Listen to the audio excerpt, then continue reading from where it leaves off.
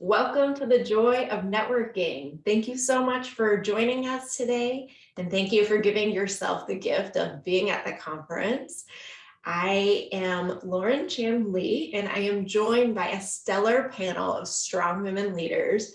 We are so excited to be here to share our tips about networking, and we're also really excited to be here because we feel like our story is a testament to networking. So let me tell you about how we all know each other and how we got to the stage today.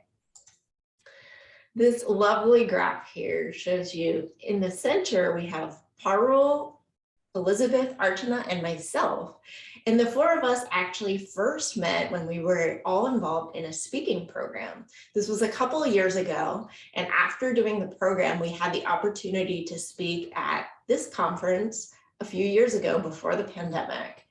And when that happened, we had an extra spot on our panel, and that's how we got introduced to Subha. Subha and Elizabeth had spoken on a panel together. And so when that extra spot came along, Elizabeth pulled Subha in, and that's how the five of us met. Now, a couple months ago, Elizabeth was excited to do this panel with us, but she ended up having a couple other things come up. So a spot opened up on this panel today. And I was able to bring Wendy along. Wendy and I have known each other since grad school. We've been friends, and she's interested in speaking as well. And so we all got connected up because we have a mutual interest in speaking. This is something we all share, we enjoy. We connected authentically through this, and we formed these genuine connections and relationships. To me, this is the joy of networking. And I hope that you take that away from our story, that you can connect with people, you can connect with them and form these real connections. And then also that your opportunities multiply because of who you know. Because Elizabeth knew Subha, because I knew Wendy, because we all knew each other, we formed this panel and we had the opportunity to speak together. So today, we're going to share our best tips and tricks and hope that you have the chance to apply them in the next 2 days while you're at this conference and meeting other people. Hopefully you find people that you connect with so that one day you have a screen that looks like this as well. So when we got together to prep this panel today, we started brainstorming on what are some of the stories, what are some of the advice that we have for people. And we realized that this truly is the era of the Great Resignation, that all of us in the last 2 years have changed jobs in some form or shape. And so even though we've all gone through these changes, there's actually been very different flavors of what we've encountered through that journey. So today we wanted to make sure we're sharing the most relevant networking tips for the hybrid work environment today. How do you onboard when you're in a new job and you aren't meeting your coworkers face to face? How do you put those early wins on the board? Some of us are, entering new frontiers of becoming a mother. And how do you kind of balance those changes to your personal and professional life at the same time? And then finally, when you are taking a leap, going from full-time to independent, how do you take that leap, or how do you start a passion project? So we're going to be a little bit different than a typical panel today. We're actually going to go through and share our in-depth stories, and then we'll have time for Q&A at the end. And just a quick reminder is if you do have questions throughout, feel free to add them in the Q&A panel. We will see all of those and we'll make sure that they get answered at the end of this session. So let's get started with Subha. Subha Shetty is the VP of Product Management at Fanatics, the world's largest digital sports platform. Prior to Fanatics, she was VP of Product Design and Analytics at Loop Commerce, a gift commerce startup which was acquired by Synchrony Bank in 2019. Subha will share with us her story of onboarding in a new job. Take it away, Subha. Lauren, we have practiced, all of us coming together, but I love the way you set it up and said the story about how all of us met. And it really took me back to, the first time that we did this panel together, I think a couple of years ago before COVID. So it really brought back great memories. So thank you, Lauren, for setting this up. Hi, everyone. I'm Subha, and I come from Fanatics. If you have bought any sports league merchandise at any point of time, just want to thank you because Fanatics is behind that. And as Lauren mentioned, our mission is to really become an end-to-end digital sports and music and entertainment platform. So wherever there is a fan, we have a solution for you. We're also hiring across the board in all sorts of technology roles, whether it's engineering, QA, data science, design, and of course, product management. And so my email address was in the previous slide, which was shetty@fanatics.com. So feel free to please reach out to me if you're interested in Fanatics. Check out our website, check out our career pages, and feel free to reach out to me if you have any questions. It's kind of ironic that I am on this panel still because I consider myself a bit of a poster child of not networking. And by that, I mean, while there are certainly benefits to networking in terms of meeting people and learning new skills, I sometimes find networking transactional. And that's not who I am as a person. For the people who have hopefully known me and interacted with me, I believe in authentic, more genuine human one-to-one connections. And so it's really been a bit of a struggle for me in terms of doing networking, as in the quote unquote, set of terms, if you may. So I really I come back to focus on the learning and what I'm able to learn and what I'm able to teach via a human connection, whether it is one-to-one or one-to-many. And I came into this role at Fanatics 7 months ago. So as you can imagine, I started exploring this role and started this role in the midst of COVID. And as you can imagine, exploring and onboarding a new role during COVID has its own challenges. I also came in a particular time in the company when it was fast growing. We really had to mature a lot of our processes. Out of the few domain areas that I was responsible for, at least 3 of them were in massive transformational stages. And those domain areas were also new to me from an experience standpoint. And to just add to the complexity of this, the team is in 4 different geographical locations, and we all have to come together to be able to make this transformation happen. And to Lauren's point, the great resignation is true. We are facing, a decent level of attrition and also new folks coming in. So there is a lot of movement going on.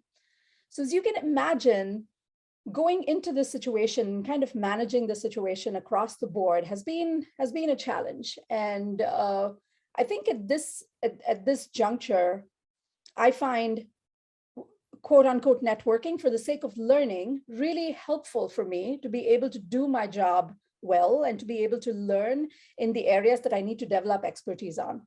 So what I learned about how important networking was in onboarding in this role and helping succeed in this role, although, it's been 7 months, and so I'm still learning in a way.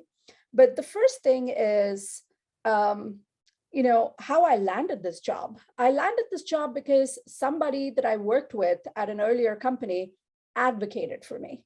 And so I think for me, the learning in that was really developing strong advocates in your network where you are right now, whether it is a formal work situation or an informal, informal kind of group that you're part of. Really developing strong advocates there is one of the best ways in terms of growing your network, because these are the people that will refer you to different areas, different positions, and help you learn and grow and stretch your career. The second was, we sometimes tend to look at networking as just an external thing in terms of people outside the organization. And also, I've done this mistake a few times where I tend to look at the learning aspect of networking from a peer group. Coming into Fanatics and learning a lot about sports and sports tech, and now what we're doing with many different other verticals, what I realized is that learning can be had from anybody in the network. And so I identified 3 to 5 non-executive folks and experts in the company that I'm really working with on a weekly basis to help me get up to speed on those domains that I have less experience in, for me to become an expert on that quickly. And I think it really, for me, also resonated that a network is a collection of people that are possibly just something that you're sitting on right now. And so for me to utilize the internal Fanatics network has been a great way to learn and to really develop these relationships within the company. And the third thing is, I mean, I keep coming back to this, which is what is the purpose of networking for me? And I think for everybody, it is different. For me, it is about learning and collaborating. And so what that means is when I tend to reach out to people, it is more from the standpoint of, hey, can I learn about XYZ, or can I teach you a little bit about A, B, or C? Which I think for me has a more authentic and for me has a more deeper connection in terms of just opening then the roads to many, many other things and many, many different possibilities. So for me, really coming back to understanding why I'm networking, focusing for me on the learning and the collaboration and meeting the people has been a key aspect of really bringing all of this together as part of, becoming successful, not only in my current role, but, career is long and we want to be able to be successful and develop our networks that way. That's just a little bit about me and my tips. And I think next is over to Wendy, if I'm not mistaken. Wendy. Thanks, Subha, for that story. If you can't tell, I'm in a family of sports fanatics, so I am super excited that you're at Fanatics and I can lean on my network for that hookup in the future. We are going to flip next to Wendy. And, when I'm scrolling through Instagram these days, I'm always finding out about cool new products. Somehow the targeting is pretty spot on in terms of things that I'm interested in. And it's really cool that you can actually buy right off of Instagram using Shop Pay. And it's even cooler that we have Wendy Cam here to tell us more about those experiences. Wendy heads up social commerce, entertainment, and emerging product partnerships at Shopify. Sorry, also a cool company. But when you start a new job, being able to show quick wins is a great way to build your trust and your credibility in the organization. And Wendy's going to share with us how she did just that. Wendy, I think you're on mute.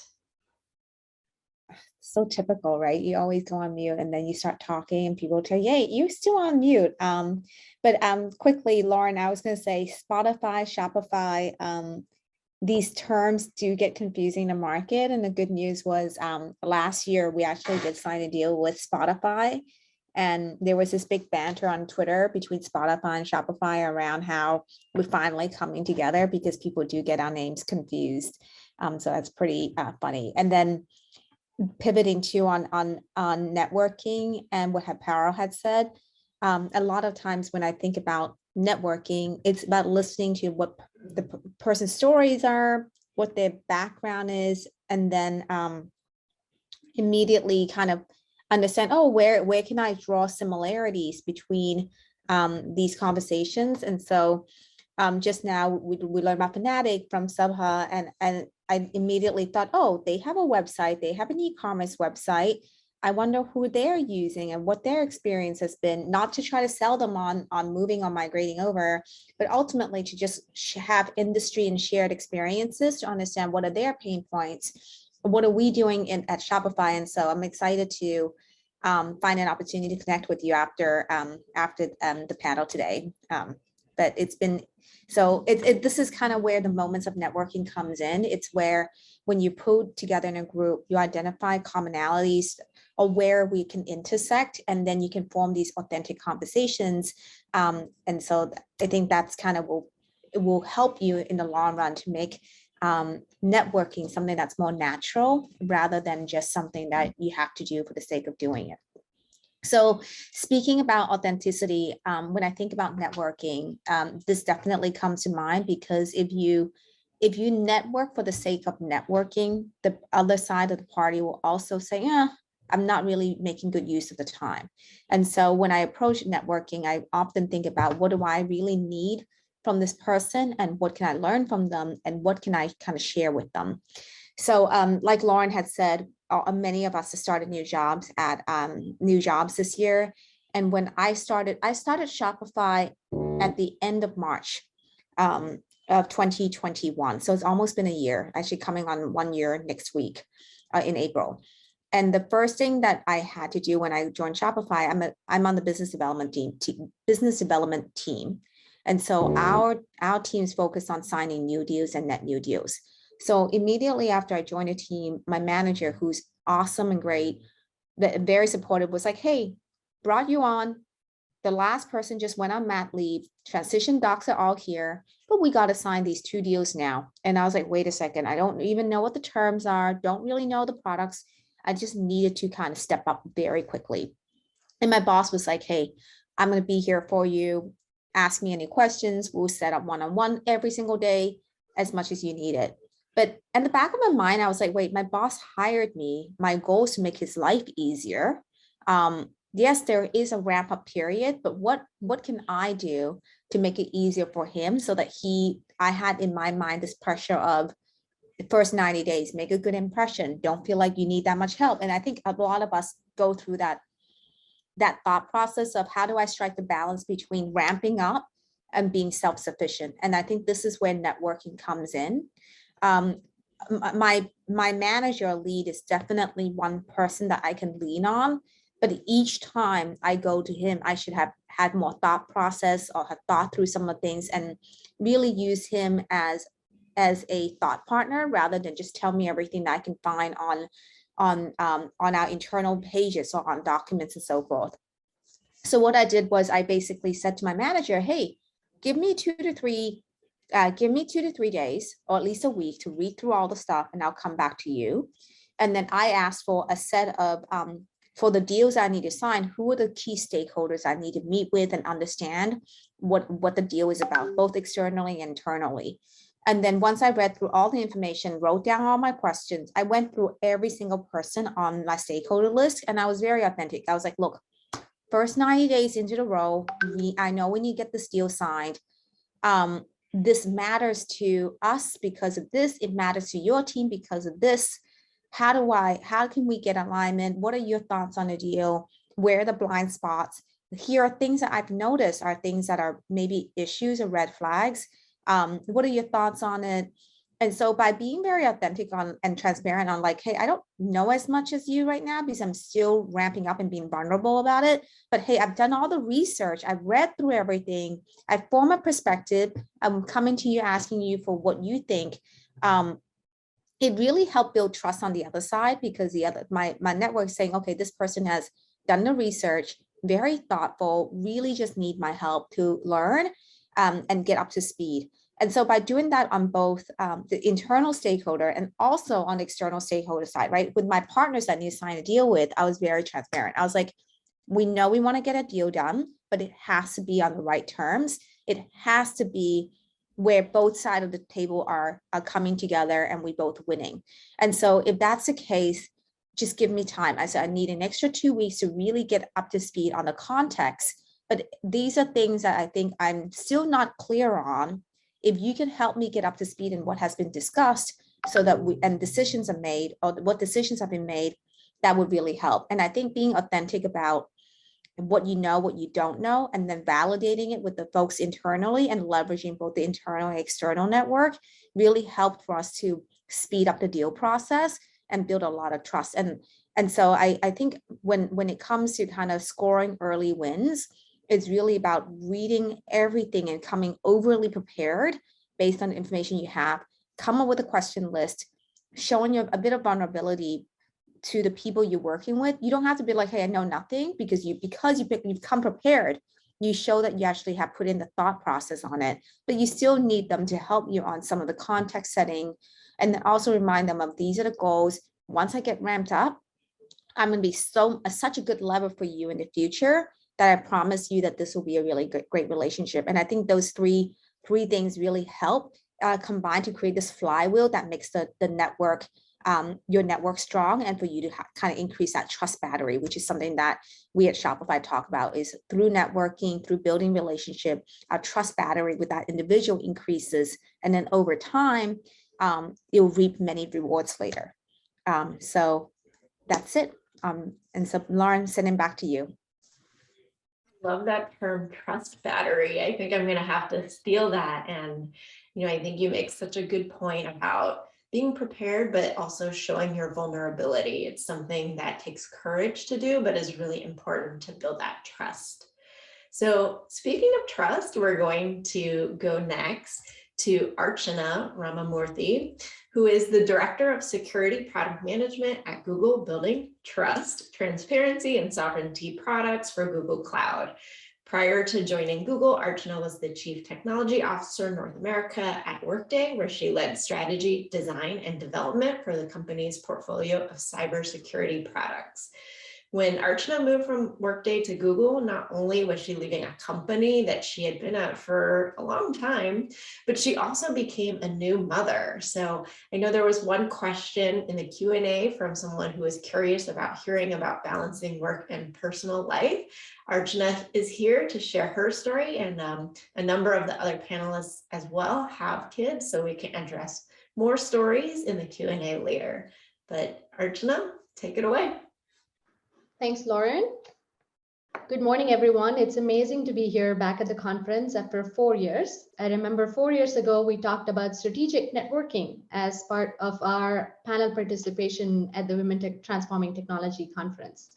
Things were a little bit different back then. We talked about intentional networking. We talked about strategic networks. We talked about how it was important to have skills-based networks. And all that was very easy for me to talk about at that time because, I was married, but I did not have kids. And then 2020 kind of rolled in and, there was a pandemic and everything else. We were thinking about having a baby. And basically at that point in time, I also wanted to switch jobs.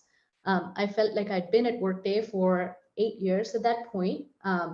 I loved the company, had a great run. I knew I basically had everything required for me to go have a kid. I felt very comfortable in the job that I was in, but I also felt like I'd been there for a long time. So I really wanted to see if I could actually switch jobs, figure out something else that I wanted to do. But it was really, I would say, nerve-wracking to think about switching jobs when you're also pregnant. So I actually reached out to one of my old bosses, who's a very good friend and a mentor. You all got the chance to hear from her, Erin Yang, in the session before this. And I had a conversation with her about how I could actually think about switching jobs. She'd had kids, she'd gone through this whole process herself, and she'd switched jobs within the company. So I wanted to see how I could utilize my current network and also tap into networks that she might have or others might have to start thinking about how I wanted to make a change.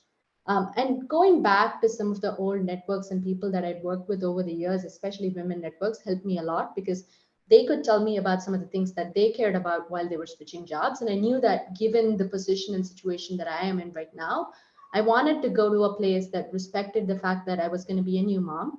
I wanted to be in a place that respected the fact that you could still be an executive woman while having a small kid. I wanted to be part of a supporting team and a company that supports me the right way. So those were some of the criteria that I thought about as I was looking at jobs. But I think the easiest way for me to have gone through this change, which probably helped me the most, was going through people that I already knew that had connections inside companies that could actually talk to me about the culture, could actually walk me through the process and what other new moms had gone through moving into those companies. Second, another thing I wanted to do was be involved in nonprofits. I always have been closer to being able to provide my tech skills in other areas. I wanted to do this for a long time. I would volunteer for different programs, but I wanted to have some sort of long-term commitment. And I was at home during COVID and I felt like I had a few more hours that I could give. And so I reached out to some of my affinity networks. So I'm part of a South Asian women's group. So I reached out there to see if there are folks that work in the nonprofit space, reached out to figure out if there are people that have done something similar. How did they get on nonprofit boards, or how did they get on nonprofit tech advisor roles? And as part of that, I met a few founders and CEOs of nonprofits. And I ended up meeting with Geeta from Room to Read. She's the CEO of Room to Read, which is a nonprofit that focuses on literacy for girls. And I used that as a mechanism to sort of get on their board. So she was able to tell me more about what she was working on, how their company actually makes an impact throughout the world. And I felt like that resonated with me and I wanted to be part of that cause. So reaching out to my affinity networks there helped me a lot. And as I was going through this, I figured there were other people who had similar challenges. So I figured it was always good to sort of help connect people. So that's another thing that I did was, kind of connect people within my network so that they could find jobs, or if I knew someone who was looking for good talent, then I would make sure that those connections sort of met. And utilizing our current network always goes a long way. Like Subha reached out to me when I had a baby. I talked to her about how she managed having a kid and being a working executive. Erin helped me with the same thing. So lots of people in your network. I think Subha mentioned this. Network is something that you're sitting on. That is very true. Like go back to the people that have been part of your life for so long, and there's always something that they can offer you. So with that, I will pass it back to Lauren. Thanks, Archana. So impressed with all of the different things that you're juggling, and that, you didn't let being a new mom stop you from pursuing all of the professional and volunteering goals that you have. So definitely an inspiration. Now it's my turn to share my story. So you guys know my name is Lauren, and I'm the founder and CEO of productLivity. It's a consulting firm that helps companies discover their next product to unlock growth. I've been in strategy roles at Microsoft and StubHub, and in product roles at StubHub and Care.com. But even prior to starting productLivity, when I was at Care, I had started to daydream about what it would be like to stop working in a full-time job and to kind of make my own path. I was really curious about what it would take to start my own business. And so despite, that curiosity, I probably thought about it for a few years before I took the leap, because there were just so many questions in my mind that were holding me back. For one thing, I felt like there was just the nitty-gritty tactical stuff about what it would take to start a consulting business. Like, did I need to have an LLC? How do I create a consulting contract? How do I get paid? How do I structure those engagements? So those very tactical questions were a lot of where I was just spinning at the beginning. And what helped me get over that initial hump was talking to people in my network who had been on this consulting path a few years before me. So a good friend of mine, Gabby, we worked together at StubHub, and after she had left StubHub, she actually pursued consulting for a number of years. And it was so helpful talking to her about her experience, how she got set up. She shared with me some of her templates, and just being able to see how that worked, even though we consult on completely different areas, was very, very helpful to have that kind of thought partnership. And so to put the last bullet first, one of my key learnings there is when I got started, I really leaned on Gabby and some others who had done consulting before me to share with me what are the steps you need to take. And I get a lot of people in my network now that reach out to me that know that I'm doing consulting and are interested in it as well. So I do my best to share the same information, the same things that I've learned, so that people can get started with those very tactical first steps. The other major concern that I had before I started my business was around what balance of my time I was going to spend on selling. I'm a product person. I enjoy the work of product. I wanted to be a consultant so that I would spend my time working on the most interesting product problems. not to be doing sales. Not that there's anything wrong with sales, but that just wasn't where my passion was. And so one of my biggest question marks was, if I were to go off on my own, would I need to spend all of my time doing sales? And I was pleasantly surprised that, when I gave myself a little time box to test out this idea of becoming a consultant, I was so pleasantly surprised to find that I wasn't spending all my time doing sales. I had a lot of inbound interest. And so it actually felt more like I was just having conversations with people than I was trying to put some kind of hard sell on.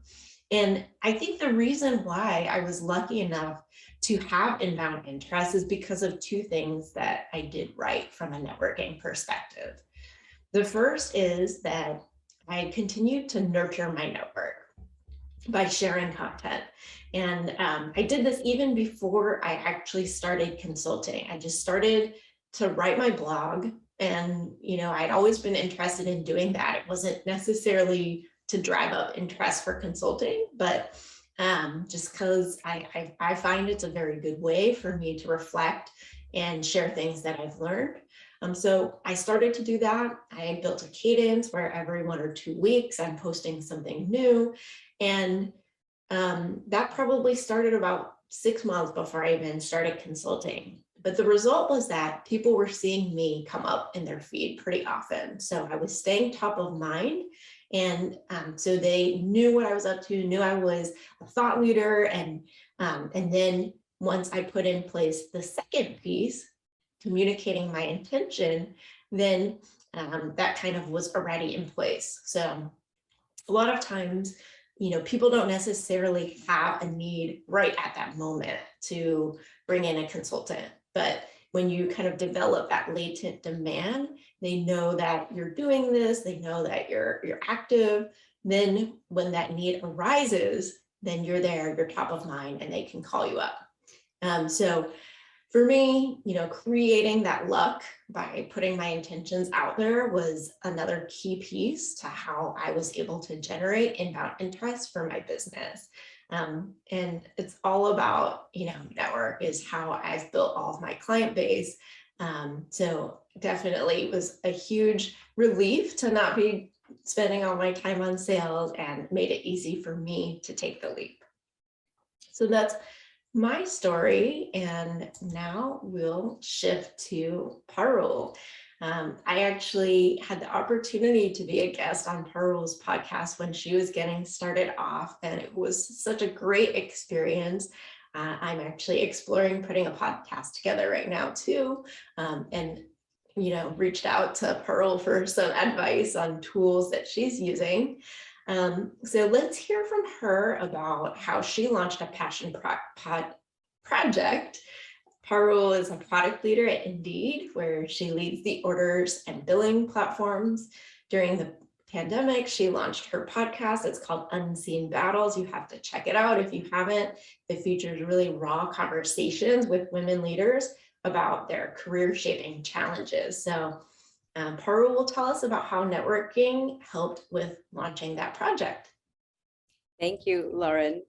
When the pandemic had first started in 2020, there was a joke on NPR that one of the side effects of the pandemic will be all of these new podcasts that will be there in fall. And I laughed so hard. And now I have joined the group who was the butt of that joke.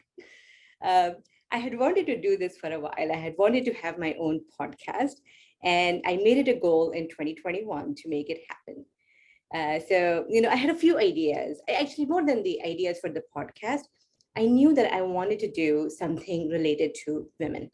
Right? That's the group that really interests me, like how women are perceived in the society, their experiences, how that has changed over time.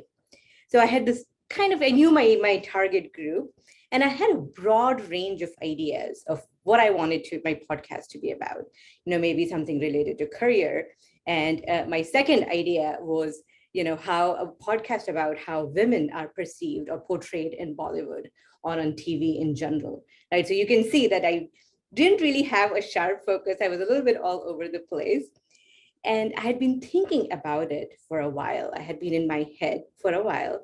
And I was at a point where I was going to talk myself out of this idea, right? I was really confused. I didn't really know how to move forward.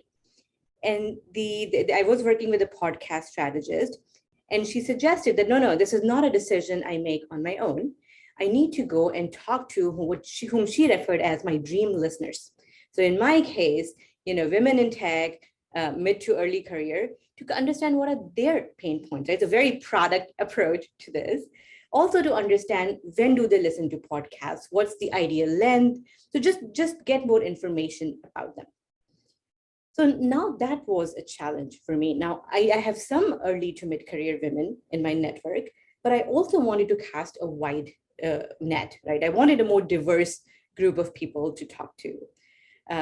So how do I find these 15, 20 women to talk to me about half an hour each about their podcast listening habits, their pain points? I actually went to LinkedIn, and because I talk at conferences, sometimes people reach out to me to say, hey, they connect with me. They tell me they liked my talk. So I said, okay, that seems like a safe group to start with. So I started with them. I found, I mined through my messages. I found a few people, and I reached out to them. And I tried to make my message as specific to them as possible. At a minimum, mentioning you had reached out to me when you had heard me at this event, or if there was something about their profile that caught my eye. And it was a very difficult thing for me to do, right? To ask for help from strangers, where you're opening yourself up to rejection. So I would end each message with, and if you don't have the time, don't worry, don't worry at all, no pressure. And honestly, it was more for me than for them, right? To kind of set my expectations that some of these people won't respond, right? They might not have the time, they might not be active on LinkedIn, and that's okay, right? I still need to go on. But I was lucky, I had a pretty good response rate. I ended up having about 15 half-an-hour conversations, and I just learned so much more about them. I found the focus for my podcast, but I made much stronger connections. I discovered other podcasts through them that now I listen to. I helped them back. Some of them reached out because they wanted a referral in the company that I was working for. One of them was starting a new job, her first job, and she wanted some advice, right? So even though I had approached them with a lot of apprehension to talk about my podcast, some of them ended up converting into stronger connections where I was able to help them, right? And because of their help, I finally had an idea, my podcast is going to highlight or showcase battles or struggles that women go through, just so that everybody knows these are common experiences. And as Lauren mentioned, she was my first guest on the podcast. And Lauren, you talked about maternal bias, and I have to tell you that now that I'm expecting a baby, it is a lot more real for me than it was then. Now, when I tell people I'm pregnant, I'm expecting a baby, I'm really reading their face to see how they would react to it. So check out Lauren's episode. It was really great. But here from a networking perspective, these were my main takeaways. Number one, I had all this fear about reaching out to people I did not know to ask for help. And actually it worked out. Just because people don't know you, they might still want to help you, right? So it's definitely worth asking, right? In my case, like I mentioned, I was apprehensive about opening myself up for rejection.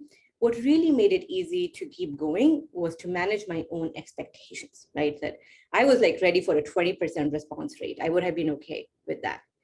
And finally, one way you can have more success with networking is to make reaching out to people more tailored for them, right? Make the message more specific to them, put some effort rather than the spray approach, right? Where it's a generic message that everybody is receiving. I do feel like that played a big role in a good response rate. But then these people have also been a promoter of my podcast. They have introduced me to other people who could be guests on my podcast, right? So this is a network that I build that now keeps giving, and I try to do my best to pay them forward. So Lauren, back to you. That was my story. Thanks, Parul, and I'm glad that my podcast episode is helpful to you now in your current experience. So, now we are going to cut to our Q&A.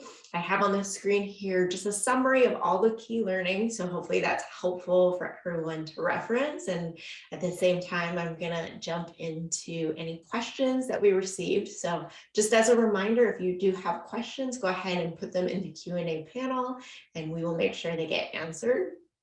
I'm also excited to see that a couple of the questions are about the exact topics that we've been sharing stories about. So I think we've picked some good moments to cover. Since we were just speaking with Parul, let's go right to this question about podcasts. How can we create a podcast? I want to create a podcast. I don't know how to, and if people would want to listen to it, can you please advise? So Parul, I know you covered some of that already, but any other tips and tricks to share with this attendee? So I want to tell you about a resource that really helped me. I worked with a podcast strategist. Her name is Kat Brendel. And she was instrumental in me launching my podcast. She has a very easy startup program. Like there are a bunch of videos that you watch and she walks you through the process step by step. Like I mentioned, interviewing your target audience to just shape your idea, but then what platform to use, how do you record the podcast, how do you promote the podcast, how do you come up with the cover art. So I would highly recommend looking her up, talking to her. Also, if you want to reach out to me on LinkedIn, I'm also happy to help you and share the resources that I use, the platform that I use and how I got it started. So happy to talk to you about that. Parul, I'm sure a lot of people will be reaching out to you in your LinkedIn box. I also see another question about how do we get over the fear of rejection when networking? So I think a lot of us have probably encountered that before. Anyone want to jump in on that question? I can probably take that one, Lauren. The fear of rejection is an interesting question. I realized during the very early stages of my career and my professional life that I would reach out to people because they looked inspiring. And I would basically ask them if they wanted to be my mentor or if I could work with them on something. And I realized over a period of time that when you don't give enough context for why you think someone might be a good fit for being your mentor, or if you don't have like a specific topic to talk to them, these sort of networks sort of fizzle out. People connect on LinkedIn, but that's pretty much it. It doesn't go anywhere, or they might say, oh, I don't have the time. So I've realized over a period of time that being very strategic in what you're looking for in the person that you're talking to, and also doing your homework beforehand to understand how they might be able to help you and how you might be able to help them, has always been a good way to sort of start that conversation.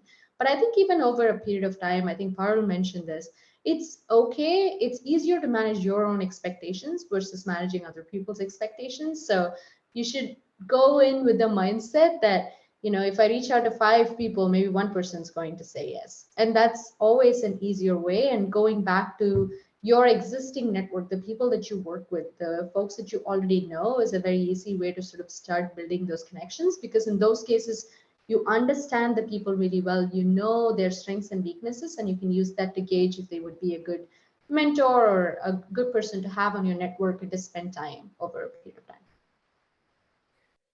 Yeah, thanks for that, Archana. I think we got a question from Chloe in the Q&A that is also very similar. It's about networking, being new to her, getting over imposter syndrome, and getting started networking.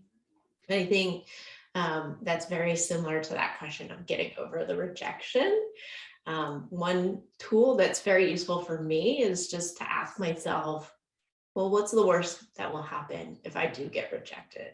And I think in almost every case, it's like, well, nothing will happen. My life will be exactly the same as it is today if I get rejected, versus, if I do actually reach out to someone and they get back to me, then my life will be better. So there's only upside. There really isn't that much downside to just asking. I also think that getting rejected is kind of a muscle to build. So the more that you ask and you do get rejected, the more you kind of get desensitized to that. So it's I think really helpful to build up that muscle, because if you're not asking, you are not getting. Yeah, Lauren, to add to that, this was advice that I heard at a conference and I have followed since then, is in some ways networking is also like dating, right? So let us say somebody does respond to my request, I meet with them. There is a chance there might not be chemistry, right? And that's also okay. Like, yes, it is disappointing, but then you say, okay, I had one good conversation with this person and that's good enough. Like, let's just move on. It's not about you, it's not about them, but just that it did not work out. So again, having that perspective that sometimes one conversation is enough, that also makes it easier. That also helps you show up like with your authentic self rather than trying to perform. Yeah, I'm just gonna jump in here too. I think the mental model that I have is it's not, maybe it's not like, it's just not now. Like, just because I reached out to someone and they didn't respond, maybe the answer is it's just not now, and that it will be another time. And we have to keep in mind, right? In any given day that you have, let's say a 40-hour work week, which you can only dedicate maybe 2 to 3 extra hours outside of the 40 hours, or maybe within the 40 hours to do networking. There's already networking within your own organization that you're doing, networking with the people externally, and then there's networking that you're doing outside of work that may not lead to something, or you don't have an ask yet. So I think when you think about networking, you have to say, okay, what do I need now? How can I help others? And try to find that balance, but know that any given moment in time, other people are also networking. So maybe they're just really busy, or they have too much on their plate. Like, if I think I saw a couple of messages around how do you balance work and life and personal and with kids. Honestly, ever since I had kids, the idea of networking on top of having kids, it just becomes a lot harder, because in some ways I personally feel like my kids need me. I need to prioritize that first, but I also need to prioritize myself, like my own rest as well as networking. So everything becomes, when you're prioritizing all these things, networking sometimes does fall off a bit unless you need something. So be intentional about it and know that's okay, that you formed a connection on LinkedIn, but that connection you don't need to activate immediately. Maybe it's in a couple months when things are slower, and you say, oh, I remember meeting this person, want to learn about them, and I reach out. And I think that's okay too. Yeah, great. So Chloe asks for any pointers. Oh, sorry. Saloni asks about any networks that we've joined or participated in or recommend for women in tech to get involved in. So I know Archana had mentioned a couple of affinity networks that she reached out to. Maybe Subha, do you have any pointers on networks that are good to get people connected on? Yeah, no, it's a great question, Saloni. For me, again, I think it's going back to what do we want to achieve from our network, and then crafting a strategy based on that. For me, as I mentioned, it is about learning. And so there are organizations that are in either sports technology. Another personal goal of mine is to be able to be on, is to seek out a board role. And so there are specific networks that actually help women kind of identify what is the process to actually get on a board a role. So for me, those networks have been useful for me. There are lots of broad-based networks, and there are very specialized networks. So instead of, the names there, and, it's there for everybody to actually go and Google them and see what those networks are, really taking a step back and figuring out why you want to reach out and develop a network. What is the goal that you want to achieve this year and maybe in the next like 2-3 years will help you define what networks you want to be a part of. And for me personally, it's learning about sports tech and management and taking up a board role. So I refine my networks based on that. I hope that makes sense. I think Wendy has you have your hand up. You have some suggestions? No, that was earlier. I need to take my hand off. Yeah, that was earlier. Well, I'll end. I think for me, alumni networks have been really powerful as well. Any undergrad, grad school, any schools that you've attended before and can reach back to classmates on. I've always found people to be very willing to connect on those. So definitely recommend that. We got another question about podcasts from Oline. It's about people who are shy, whether it's easy for someone who is shy to create a podcast, you have to be extroverted. And maybe we can even broaden this question a little bit just about networking for people who are more introverted. Yeah, so I can answer from at least a podcast perspective. So Olin, you're asking two questions. One is to making a podcast just for the sake of making it, or should there be a prior idea intention? Honestly, either is okay, right? If you want to make a podcast just for fun, that is totally fine. In my case, I did have the goal to create a platform to share my stories as well as other stories. That was my main intention. And that did make it slightly easier. But like I said, there is nothing wrong in creating a podcast just because you want to do it. I am not shy, but I am introverted. And I would say the podcast creation does include a lot of one-on-one conversations. So mine is an interview-based podcast. I have to approach people, ask them to be a guest on my podcast. And if they say yes, interview them. So it's rare that I am out there speaking to a larger group or engaging in a conversation with multiple people at the same time. So I would say podcast is a great medium for introverted people. You get a lot of one-on-one intimate conversations and you really get to know people. So don't let that stop you. I don't know if anybody wants to add in general networking as an introvert. Just one point to add on to what you said, Parul, also going back to what Lauren said, reaching out to my alumni network has been very, very helpful for me. I am an introvert. I find it hard to randomly go network with people. And I feel like having some sort of common cause or need is always a good thing when you network with folks.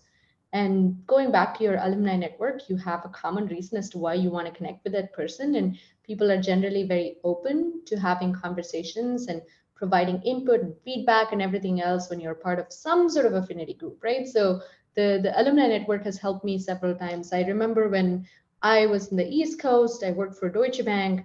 I wanted to move to the West Coast, and I wanted to find a job. I didn't know how to start out, where to begin. I didn't know anybody who lived in California. And I actually went back to my alumni network website and I randomly started reaching out to people on the network, asking them for help. And that's how I actually got connected to somebody who was at Workday at that time. And they helped me sort of apply to the company. And I probably reached out to 40 to 50 people, and perhaps 5 or 6 reached out back to me and helped me. So going back to the topic of rejection, I think the 5 wins was more important to me than the 45 other people who I'm never going to see in my life who said no. So I think being an introvert, it's easier for me to send an email out to somebody and just start that conversation that way and feel more okay with the fact that they're comfortable connecting with me before going and having a conversation and starting that process. So any network where you feel like you have some sort of commonality and the other person will understand you when you reach out is a good place to start from. Yeah, great. And Beth had asked a question about building a network when you move to a new city or state. I think we've covered a lot of the different networks that you can reach out to. I would say that also, since things are starting to open up again after COVID, take advantage of local events that may be happening, meetups. For example, if you're in cybersecurity and there's a cybersecurity women's meetup, that's a great place to get to know some people in your new city or state that share a common interest with you. I'm going to pivot now to maybe a tougher question. We got one from an anonymous attendee around how you deal with women who become blockers to other women. So getting a little bit more controversial here. Who wants to take this one?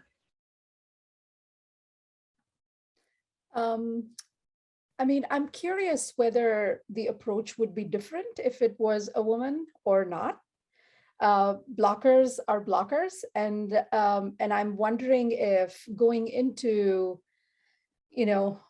discussions, meetings, sometimes maybe we expect that because somebody looks like us or has our background, that we would immediately have support right from the get-go.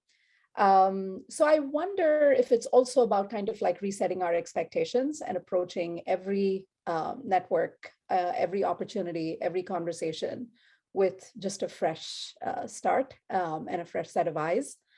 So having said that, I think if there are detractors in my network, whether they are female or male or anybody, I think the two things that I have specifically done is one, quickly evaluate whether this is worth investing time on in terms of turning around or not for the shorter and the longer term. Most often than not, I do find myself wanting to be able to at least get on a neutral page, even if it is not having them really become an advocate in the network in terms of quality. So what I do end up doing is mostly just have a one-on-one with them, possibly explain the point of view better, possibly share some data that would help them see it from my point of view, and at least get to a bit of a neutral place. But there have been instances where I feel like this is definitely worth investing time in to be able to turn around. And I doubt if anyone, however optimistic this sounds, I doubt if anyone really comes into work or day going, how can I take that person down? I mean, maybe there are some stragglers out there who maybe do that, but more often than not, we're all just trying to protect our space and our work and our lives, and in the process, possibly step over or overlook some of the things that we need to do from a relationship standpoint. So having that baseline in mind and then going into those conversations, again, sharing the data, sharing the approach, really evangelizing the point of view. And I have had that a couple of times where a few folks have come to me going, hey, I know you took that stance in that meeting, but here's where we're coming from, and here's the data we want to share, and here's where, and it's really helped me see it from a different point of view. And so I think just approaching it from the standpoint of collaboration, I think is definitely a healthy way to kind of turn things around. So summarizing, one, I doubt if it's gender specific. I think detractors are detractors across the board. Two, I think setting expectations going in terms of support and lack thereof is a great way to kind of not be surprised, if you may. And the third, really evaluating whether this person or this opportunity is worth investing time in to be able to turn around, would also help you define how much you invest in it, and help them see your point of view. Such great points, Subha. And I think that applies to all networking, not just the case where you have a blocker. Unfortunately, we're out of time. I know there were a lot of questions. Thank you so much for all your engagement. I hope that you've been inspired by our stories to see the power of networking. And I know Jerry encouraged everyone to reach out to 5 people throughout the conference and network with them. So I hope that you'll take up the challenge and that you will take this opportunity to create new connections or strengthen your existing connections. Thank you so much.